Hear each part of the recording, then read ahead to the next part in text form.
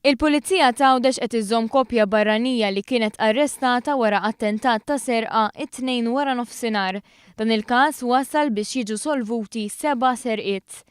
Il-koppja raġel Belġjan ta' 37 sena u mara Taljana ta' 21 sena ġiet arrestata ftit tal-ħin wara li t-tnejn flimkien pruvaw jiżgassaw bieb ta' ħanut fir-Raba ta' Għawdex. Il-każ seħħ it-tnejn għal ħabta ta' 3:30 fi-triq taħt Putrijal fir-Raba ta' Għawdex. Iżda hawnhekk il-ħallelin ġew iċċimbwiċ ma' sit il-ħanut u telqu jiġru.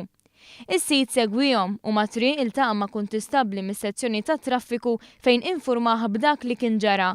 L-uffiċjal saq wara l-barranin fil-waqt li sejjaħ għal aktar għajnuna. Mal-ewwel attentat il-mara irnexxilha taħrab, iżda l-investigazzjonijiet tal-Pulizija waslu biex il-mara tiġi identifikata u hija kienet arrestata t-tlieta.